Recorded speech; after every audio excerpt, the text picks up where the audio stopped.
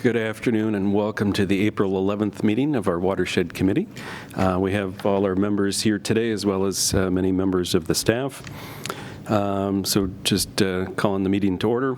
First order of business is the approval of the minutes from our February meeting.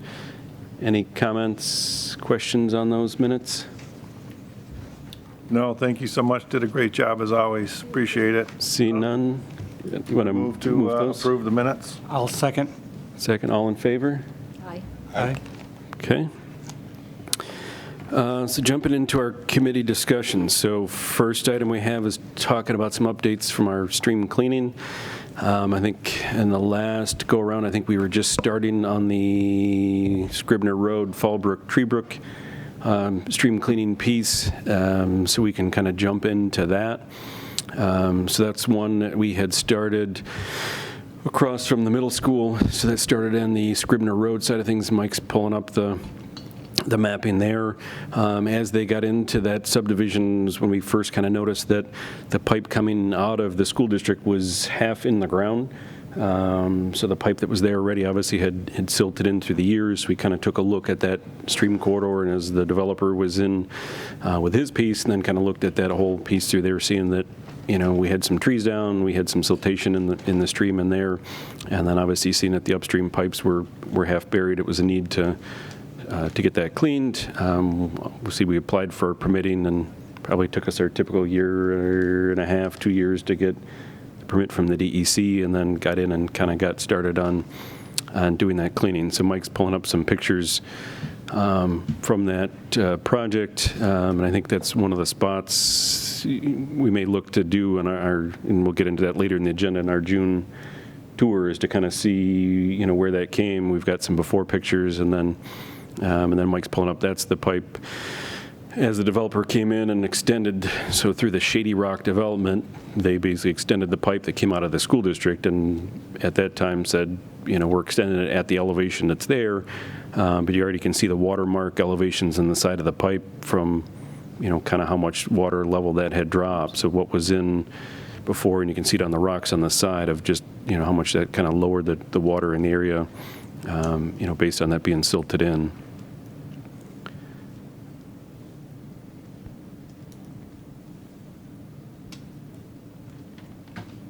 And then, as you can see, going through that, and then as Mike brings up, you know, this is one area that we kind of had town-owned property for much of it. So the first portion was on the developer's property. So we wanted to get in and do that cleaning while the developer still owned it. And then, as Mike shows, going through 40 Fallbrook is town-owned property as part of that development. We were left pieces and portions of the area, you know, that were treed, as well as the stream through there. And then as you go westward through there, we've got a portion of property that goes across Treebrook, and then the Treebrook Pond. So we've got a portion of land that goes through that whole section.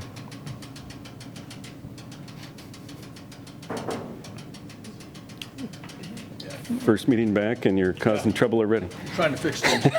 It's the heater making that noise, I believe. So this is one they had just completed recently, but I think it'd be a good one for us to tour, as we did last year, kind of see, you know, some of the progress and some of the projects that were done. And then Donna, I know you had sent off a video to the group just earlier today. Yeah. And had some concerns or shared some feedback from one of the neighbors. Yeah, I was at a meeting of a different group, and someone I did not know who was at that meeting brought this to our attention, and she said her neighbors were all pretty upset about what they saw going on. Although they realized there's a stream there that periodically needs to be cleaned, they were not prepared for the magnitude of it with the heavy equipment, the taking down of what appeared to be mature trees and so forth. And they, you know, more so than anything, they felt that they should have been notified that a project of this, you know, this dramatic, they just kind of woke up one day with backhoes or whatever in their, what appeared to be, you know, their backyards. I realized the strip along the banks on both sides is town-owned, but to them, you know, they look out and they see a backhoe in their backyard with no indication of why or what's being done. So they were pretty irritated from what the one neighbor who showed up to this other meeting was saying, and she sent this little tiny video clip of just, one machine operating in her backyard. They were concerned also that removing the kind of more mature trees along the bank would cause some erosion in that stream as well. So that's something I think it's good if we will publicly address that, so for anybody listening, they can understand if there's mitigation done, kind of for that. But I do think that if work of that nature with such big, heavy equipment is being done, we owe it to the neighborhoods to just send them a postcard, do something like we do when we have other projects in the town that really have a big impact on what the neighbors see when they wake up in the morning. We do have a new website that we've gotten out, and the DPW has posted on as they're doing tree trimming, stream cleaning, so it was posted on there. It was available. In this particular instance, we were not on neighbor's property. Obviously, if we're on anybody's property, we would always send a postcard out, get their permission to work on private property, contact them ahead of time. All of this work was conducted on town property, so there wasn't a need to get approval from the neighbors, get their, release of that, and then we did have it posted on the website, but, take all feedback that. Yeah, I mean, there may not send have been postcards out. technically, a sort of legally a need, but I think that there is a, out of just sort of kind of human decency, a sort of a guideline that should suggest to us that we should notify proactively. Not everyone is looking at the town website every day thinking, hey, I wonder if there's going to be a stream cleaning in my backyard or a tree is going to be taken down. So I think, whatever it cost, 50 cents a postcard or something, it's probably worth it to spend it to let the neighbors, let a neighborhood know, especially when it's going to be a whole neighborhood like that, let a whole neighborhood know, because what you save in irritated calls to town hall or whatever, you've more than made up for by just, letting people know in advance. Let me see if there was anything else that came up with that.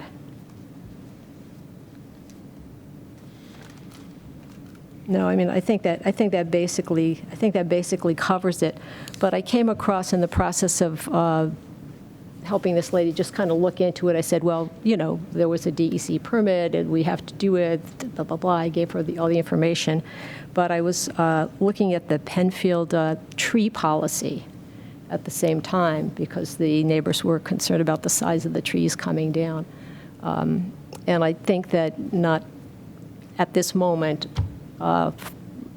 do we need to discuss it, but I think we need to sort of incorporate some of the thinking behind what's in that policy into when we're doing something like a stream cleaning or something around a wetland, that we see how consistent or inconsistent the tree policy is. I know it's not official. Yeah, it's just a guideline right now, Yeah. so it's not bearing on developers either. I know that's something the Conservation Board has talked about and had asked the Town Board to adopt as an official policy. Right now it's a guideline, so any new development, we share it with the developer, but it's not a binding document as far as a requirement for them for tree restoration and planting and everything else. So that's something we have to look at. Obviously, doing stream cleaning, maintenance, is an incredible cost for the town already. So that's something we'll have to look and discuss is, if there is a remediation replanting plan, that cost would need to be factored into and would likely take away from how many streams we can clean per year and how much, goes into that. If we're doing a replanting plan for the trees that are coming out, and I know many of them, not all along this corridor, but a lot of them were dead ash trees in this area. So, some of it's proactive. The neighbors are going to call us when it's our tree that falls on their property off of this area. Then conversely, when we take them out, then people have concerns that now we've taken the trees away, but we try to be proactive at the same time. If we can identify that there's dead ash trees in there, we know they're coming down at some point, whether they're still standing at this moment or the next windstorm they're coming down, and Eric's getting the call to remove them at some point. So that's always a balance of, one, getting the size of equipment in there needed to do the job safely, Sure, Mike, as you know, and others, it's always a bigger, wider swath than anybody hopes or wants. But the size of equipment needed to take trees down of this size and caliper to make it safe for the employees and safe for the people, yeah, we wish we could have a smaller footprint. We wish we could kind of ease our way through. But when you've got a big excavator in order to take these large trees down safely and appropriately, it does make a wider swath than needed. Obviously, we go in, make sure it's, stabilized, seed it, straw it as needed. On the way out, the grass is growing, and, within a year, most of the banks are well grown. I just looked at the one we went down north of Atlantic and kind of looked up through the one going up into the 1,000-acre swamp, and that was so grown up, barely even knew, we were in that. And I think we did that maybe 2 years ago, 3 at the most. But that's always the balance is, it does make a mess, and it does, take a lot of trees down. But we've found that being proactive on drainage, and the town board has thankfully been very supportive on drainage, that, I think we're ahead of a lot of towns keeping ahead of stream cleaning and trying to be more proactive than reactive. And I think we've made out better in some of these heavy rainstorms, spring snow melt, and everything else, where I think a lot of towns see more flooding. So it's always a balance of this group, and kind of part of what we talk about, and a balance for the town is to maintain drainage, but obviously want to save the trees that we can. Debbie, go ahead. So, Supervisor. yeah, can I add some? And Donna, in your response to, postcards. So one of the things that Eric, myself, Chris Tanay, our communications director here, we've discussed this at length too. What's the best way? Is there a good way for us to notify people when it's needed, like in different areas? Both Eric and I have been out in neighborhoods as talking to the people either before or after, when they've had a concern about what was done in their neighborhood. So we are in the process of looking to see the best way to reach out, whether it's a postcard, or do we go back, I guess years ago, there used to be a door hanger that was sometimes used in areas. What's the best way to reach people? One of the things that I work in looking at the website, we've really tried to navigate on that, and really try to explain, and having, follow-ups on why we need to do the stream cleaning, the easement cleaning, all that. And we were trying to educate as best we can, and again, at this meeting, and other committees, as well as try to explain to people, it is difficult. It's hard for people to understand that, it's needed, and sometimes they think what they think is detrimental to their area. It really has helped in helping to, as Mark said, to clear the streams and keep things running smoothly here. We just had an issue down at Shadow Pines. People are concerned what we're clearing down there, and they're doing, work down there that they have to do to maintain the stream. So I think that's, I guess, the education piece, and I don't know if you want to add anything. And I'd say, I think at the time, when we started this project, it was also, timing-wise, the same as when we started the new page on the website for the project updates with DPW. So it was a new tool. Most residents probably weren't aware, or didn't know exactly where to look. I'm hoping with time that more, become aware of that and can utilize that tool to kind of see what's going on, what our crews are doing out and about around the town. Yeah, I think that's good, but I'm sorry. I just want to thank Bob and the crew for doing a fantastic job, not only on this particular leg, but things you've done all over the town for, since I've been on this committee over 20 years. And Donna, I appreciate, your comments. I really do, but there's a huge balance, and for the good of what the town has done by clearing these waterways, far outweighs, a little bit of tree removal and things. And, the old cliche, you can't make an omelet without breaking a few eggs, but this is certainly fantastic job. So I appreciate you and the crew and all you do, Bob. Thank you. I do have one question that maybe you and or Mark could answer. How's the silt in the pond by Atlantic, Mark and Bob? Well, we didn't go down to the pond. Okay. The permit stopped 70, 80 yards from the pond, and we Okay. went down, just took out any of the trees that had fallen in there. In there and We didn't just- do Okay. any cleaning at all of the ditch line through to the pond. We stopped Sure. shy of it. Okay, thank you. Yep. Yeah, I haven't noticed too much silt buildup in that pond. I know mid-2000s, late 2000s, we'd gone in and expanded the pond. So we had some flooding issues based on the size of it. The neighbor to the west, was getting impacted by it. So we'd gone in there 2008, 2010-ish, my guess. So my kind of the pond to the lower left, originally that northern knob of that wasn't there. So on our lands, we had gone in and, got permitting for that and then expanded that pond to kind of handle some of that stormwater, redredged the pond at that time. And at least from visual aspects, haven't gone and done any measurements, but I think at least visually, it seems like it's held up Yeah. pretty well, and we haven't had drainage issues since then. But that was Great. kind of the last time that I recall doing any sort of maintenance on that Yeah, thank you. pond itself. I just wanted to clarify, too. I wouldn't be on this committee if I didn't think it was important to keep streams clean and to keep things dredged and so forth. I'm just suggesting that as a courtesy to the people whose land is whose kind of lives are going to be temporarily disrupted, that we not surprise them. We let them know in advance. No, taken, thank you, yes.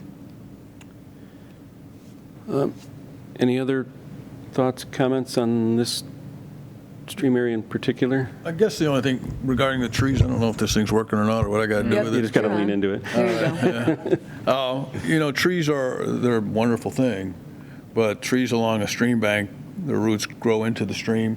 They do create impediments to flow.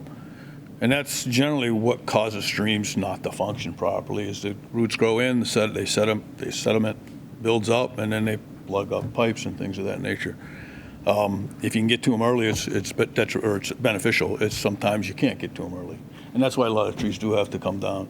What we're finding a lot, I think, in the county is with the ash trees, they're just falling. They're around the streams, they're all got wet feet. They're wet trees, and they're all just falling in the streams. And you're hearing from neighbors saying, hey, now this tree's blocking my stream.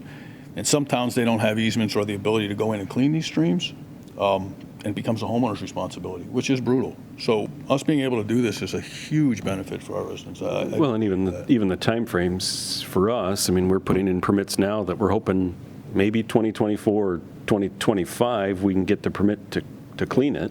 So I think we've been, more proactive in trying to get ahead of some of these things, because as you said, with all these windstorms, the trees are just falling down, and then, yeah, we can get an emergency permit to pull out that tree in the middle of that area, but how the heck do you get to it, and how do you get into the middle without, accessing everything else? So, that's kind of been, more of our issue, is just trying to kind of keep ahead of some of these, and then once they're open, we've gone back in and just brush hog it once a year just to keep the suckers from coming up on the side, and now you've got an access, so if you've got to get in, we've done that, with Commission Ditch, and can get access in there. As you get a tree that comes down, you can track a machine in, pluck it out, put it to the side, track back out, and then, you're not creating any additional disturbance, so it's always kind of... Yep, and even the crew, as they were working on this, they kind of jumped back and forth across different sides of the creek, to minimize and try to stay as far away from any given property as they could, minimize the number of trees that come down. We're only taking down the dying, diseased, dead, or otherwise hazardous trees, those that are affecting the actual banks themselves, or the ones that would need to come down just to gain, equipment access. Not only now, but also, a year from now, 2 years from now, 10 years from now, is healthy trees that were left, come down in the creek. We can now get to them without having to clear cut our way in. Yeah, I think this would be a good one. If I know it's further on in our agenda, but I think this would be a good one to look at. Kind of, we can access this one from a couple of spots. We can come in on Tree Brook, kind of look there and see that piece, loop around to Fallbrook, look at that portion, and then, as you said, start, across in the Shady Rock neighborhood, which was kind of the new development, and then access it from there. So I think this would be a good one for us to look at from a couple of different spots, see what it looks like, what, how the restoration's going, if we see any, erosion from it, and then, kind of plan accordingly for some of our next ones. Okay. The other one I wanted to share is now we're working in the Shadow Pines area. So we've kind of got a couple of things going on in that neighborhood. We're still working with dolomite. So as dolomite pumps out of the quarry, their discharge point, and Mike's zooming in on that right now, is kind of up in that upper corner. So there's a lot of silt that's gotten into the stream from there. So as they pump the water to keep the quarry dry so they can pull out clean material, dry material, they pump it out into the creek. They've got filters for that, but over time you get some silt in there. So we've got some silt work to do on that north side of Whalen, and then in up to 5 Mile. And then into the park side of it, and where they've kind of started, we've got a lot of ash trees and other stuff that have kind of fallen in the stream on the banks and then down in towards the Panorama Valley. So we've, those were going through other properties. We've sent off the release forms to that HOA down below. Any other neighbors were crossing their property and gotten the releases for those, but those, we've had some trees kind of fall down on the valley. So not all of that's going to be a clean and dredge. It's kind of plucking stuff out and removing of trees. But that's where our crews are working now. So that's an additional spot, we could look to. Are they taking other trees out on the course also that are dead as they go by, or is it just concentrated on the creek? Just concentrating on the creek right now. Okay. Because I've seen a lot of activity behind my house. Yeah, I think there's other plans in the Parks Department, still got some dead trees to remove and other stuff through the park.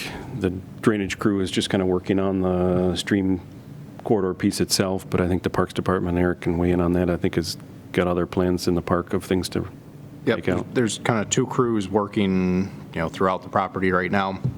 Parks Department, kind of in between building some of the tee boxes for the disc golf course, has been doing some tree work, throughout the property, between windstorms, between, trees that are just coming down, trees that we've identified and kind of put on the list that need attention, and then the drainage crew itself.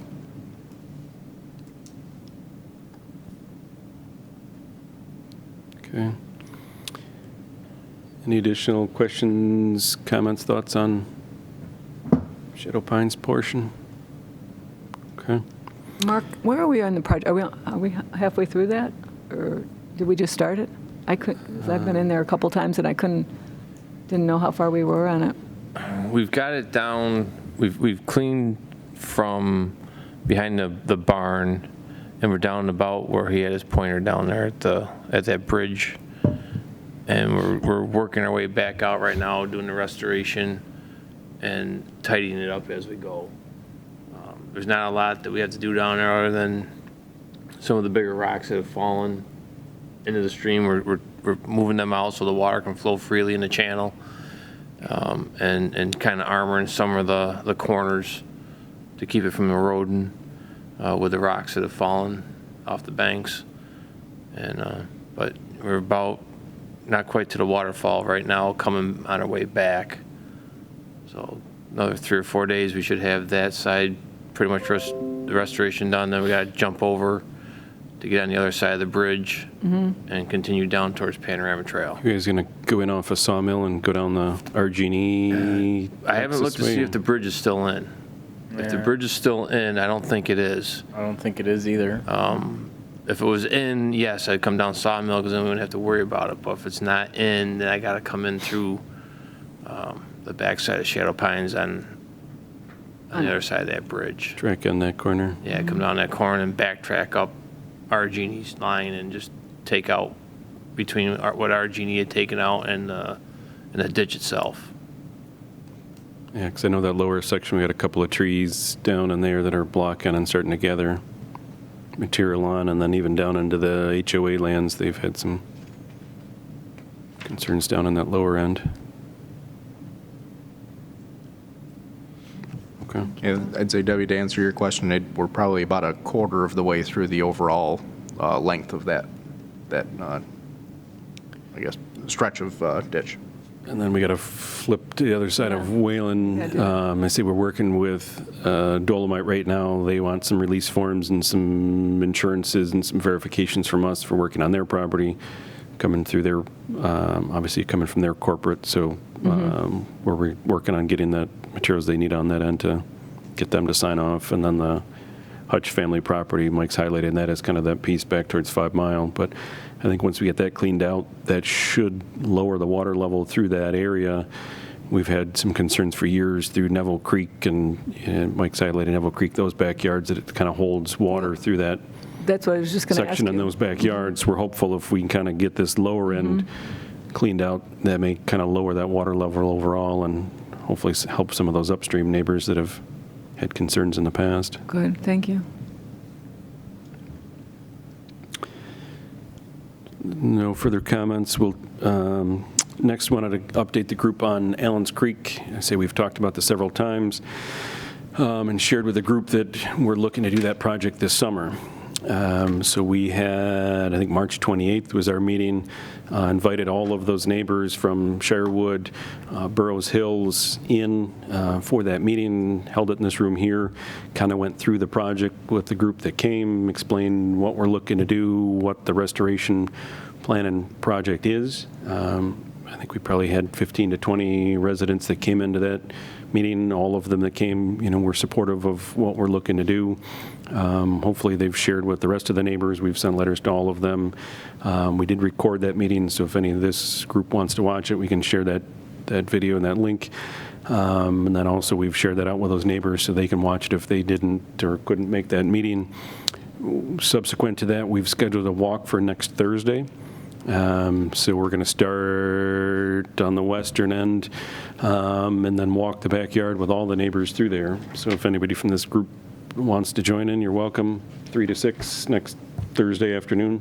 Are we just going, the town line is about property line 166? The town line is just west of Linden Tech. Okay, so right there we're... Yep, so Mike's kind of highlighting where that line is. We copied the neighbors on. We're going up to there? We're starting kind of right behind the pond on Linden Tech. okay. So that's about where the project's starting. So right now we're talking, and Paycheck's property is actually sold. So there's a new group that owns the Paycheck's building. Oh, okay. So we're in conversations with them to get an access point through their property and then kind of have a staging area off the back end of their property so that we can start on the top end and then work our way southeast, in through the project and then work. And then as Mike shows kind of where 96 is, 196 is kind of the end of our project is where we're stopping that. Okay, the portion behind the old Paychex building is in pretty decent shape? That's in actually pretty good shape. Okay. So we don't have anything proposed in that area. It kind of starts behind those first couple of homes. So that's right where Mike's got the highlighter is where our project's looking to start and then kind of run that whole piece going east from there. So we had the initial kickoff meeting with those neighbors end of March. And I said next week, we're looking to do kind of a backyard walk through with those neighbors and say, this is what's happening here. This is what we got to do. We're adding different features within the stream. This tree's got to come out. So we're looking to walk that, with them and hopefully make sure everybody's on board, comfortable with, with what's happening. Once that's complete, then we'll be looking to get the plans on the street and get it out to bid. And then, because we've got a very tight time frame between trout season, salmon runs, and long-eared bat season. Basically, we've got between June 15th and October 15th to work in the stream. So they'll have to do temporary bypass pumping, diversion of the stream, if they can push it to one side and, work in the stream. And then after October 15th, we can still be doing upland areas if we've got to do final restoration. But any trees that got to come down before long-eared bat season starts at October 15th. And then obviously we got to be out of the water, so we're out of trout and salmon season as well. So that's kind of the time frames we're in between. Are the plans available for committee members yet? Yep. We've actually got them up in the auditorium, the rotunda. We've got them up in there for the public, and then we happy to send them out to the committee members to. Would like sure, to. Sure. Because that's been a long project. Yeah, we've looked at that, several times. We looked at the hill slide back in, I think it was 16 or 17. When that came down, we looked at that on our tour. You're also going to have a area where you're going to take care of the debris, I think is what I'm... Yep, so Mike's showing just to the right of that a little bit. Yep, right in that kind of that dark spot. Yeah. So we're working with New owners of, it used to be Harper Park, so the mobile home park. There's a new group owns that. We're finalizing an agreement with them to stockpile excess sand, gravel, cobbles, whatever, in that area on their property, and hopefully stabilize, the slope, the back of their units, and then topsoil and seed that over, and then let that grow back wild. So that'll save us from having to truck that material out between those homes and get that in and out of that area, because those neighborhoods, as Mike's very familiar with, are a lot of older homes, very established landscaping, not a lot of great access points to get heavy equipment between houses and get into that property. I mean, it's going to be a challenging project. When you said I assume you expect to have it all done in a year within that time frame, or is this going to be a 2-year? No, we're hoping to get it all done in that time frame. So There's a lot to do there. hoping for a dry summer and not too many strong rainstorms while we're down in there. Is the hill stable now? Yeah. Is the hill stable now, pretty stable, or is it? Yeah, it has been. It's starting to grow vegetation back on it. Not saying that it What's, can or won't slide again, but they did a nice job. And DPW went in there and kind of stacked the trees at the bottom. I've seen it kind of, kept, so the sediment was kind of below it. They had stacked logs above it. I've seen it kind of silted up to the top, but it seemed to have found an angle of repose that it seems to be stable at and starting to grow some vegetation back on that hillside. So that's obviously one of the spots. Terry Smith and, his wife have been very open to us to come in we and always go to? Yep, to get access to that. And then obviously the other neighbors were, very receptive of the project, and I think happy that we're coming to look at, finally doing some stabilization on that. So it was well received. It's a real flashy stream. I mean, It it's is. from zero to hero. And So you say, at times we go out there and it's a cute little babbling brook and not a problem and looks beautiful, but, when it rains and pours, then that goes up fast and it gets ripping through there and it undercuts those really does. slopes. Mike, I don't know if you can turn on the contours. You can see on the one side, on the north side, where the residents are, it's quite flat, and then obviously it goes up, as this group knows, but just kind of sharing for the viewing public at home. You can see those steep slopes that go up to the mobile home park. Behind that, those slopes go up quite quickly on that side, and as that starts scouring through there, it keeps undercutting those hills, and that's where we've kind of had the hill slides, is it keeps undercutting those steep areas. So they're using cross veins to try to kind of channelize it to the middle, root wads on the outsides of the curves to kind of steer it back in. They've got mud sills, and so working with the DEC, we met our initial application in 2020, so it took us 3 years working with the DEC and the Army Corps after we put in the joint app to get the permit for that, but using a lot of the natural methods and means and methods to get that done. But hopefully we're finally there and can have a successful project this summer to get that done. So if anybody's looking for something to do next Thursday afternoon, I'll try to make that, Mark. come on out and Hopefully I can make that. I would like to. we'll send off the address and the information to the group, and then everybody that can join in, we'll be walking through the neighborhood with the neighbors and hopefully answering their questions and kind of going backyard to backyard, and I'm sure they'd be happy to see Watershed members there as well. Any questions on that item? Okay. So the next item is looking ahead. So we've got our traditional Saturday morning, June 3rd, watershed tour. This is the opportunity we take with the committee, borrow a rec van, drive around town, kind of look at different spots and locations. So the two that I've highlighted is this one here, kind of ahead of that project, getting started, and it'll be a good time to maybe take some pre-photos of existing conditions, pre-project, as we kind of do that Saturday, walkthrough. And then the other one, as we've talked about previously, that Treebrook, Fallbrook drainage area. Hey, Mark, Yes.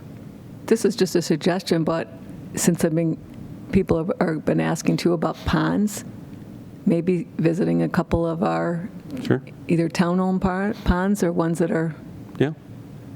maybe resident-owned or, Yeah, we can look at, and we've done Like that to before. see. We've gone out to ones that people have had concerns about, and, let because the we're getting committee a lot weigh of in on calls it as about well. it. Yeah, Sure. sure. Bless you. Bless you. Thank you.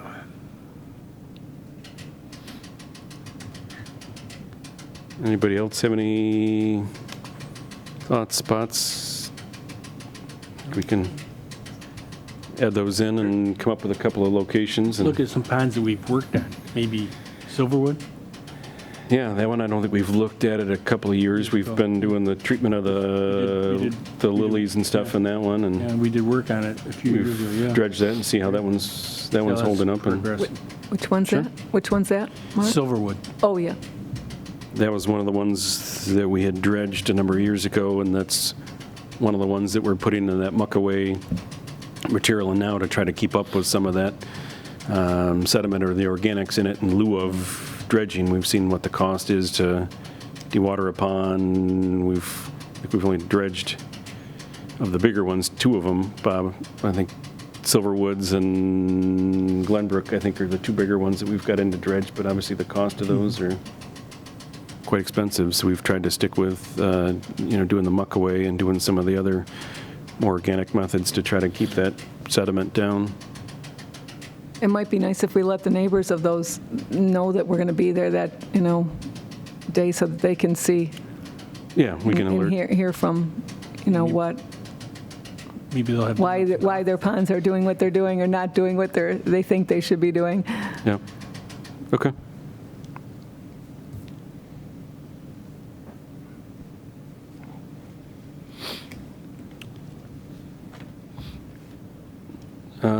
So if nothing else, moving ahead, Monroe County Stormwater Coalition.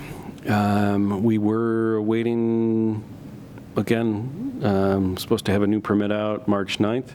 That didn't happen.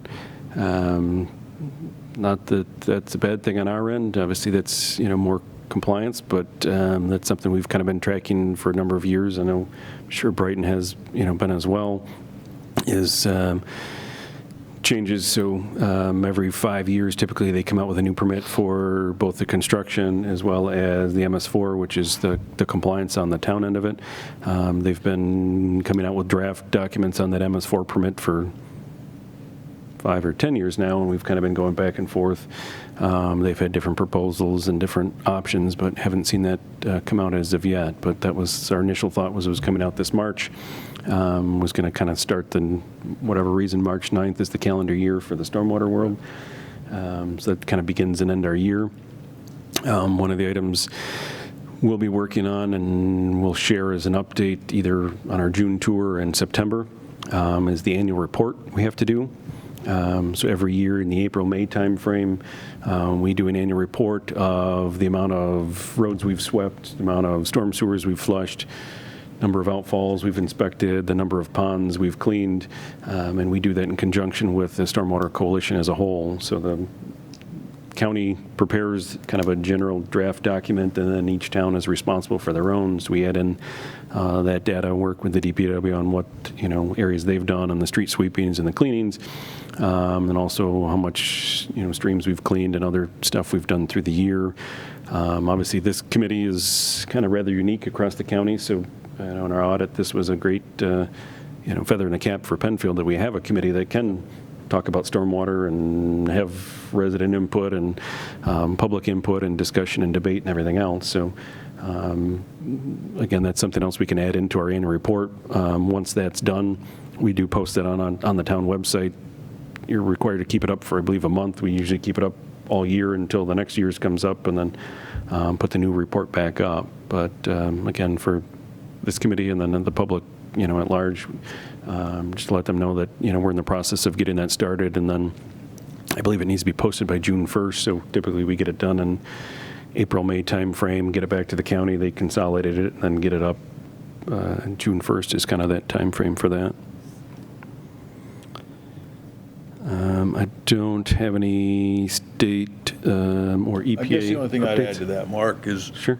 Kudos to the county for the Stormwater Coalition. I mean, the amount of work they help us with or help the towns with is pretty amazing, and it's a great setup. And most counties don't have that type of setup. It really does work well. It's a great resource. Yeah, I think we've been a model across the state for that, and I think people have seen the H2O Hero. You know, it kind of initially started with the county as the public education part. Larry, H2O Hero, only rain down the drain, you know, the markers and all that, but it's kind of become a great hub resource for us to kind of talk about with other communities, how do they handle things.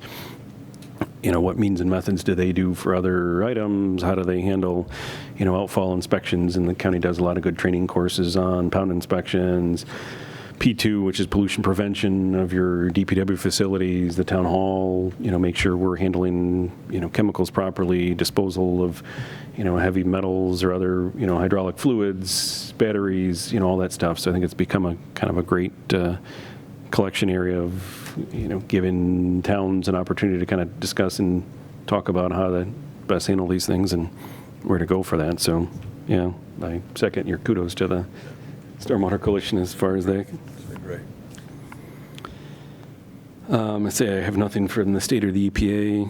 I don't think we have any old business. I don't know if anybody has any new business to share today. No? So with that, say our next meeting is June 3rd. We'll send out the time and location, but I say I'll work on getting the rec van, send that off to everybody. I'll plan out our itinerary for that morning. Typically we start bright and early, get out, tour around, you know, go look at whatever we got to look at. If there's stuff that comes up between now and then, we'll communicate with the group and share locations and spots to tour with that. So unless anybody else has anything else to add, we'll close this April 11th meeting out of the Watershed Committee at 4:42 p.m. Thanks to the public, thanks to committee members, staff, and thank you to PCTV. Thank you, Mark. Thank you, Mark. Thanks, Mark.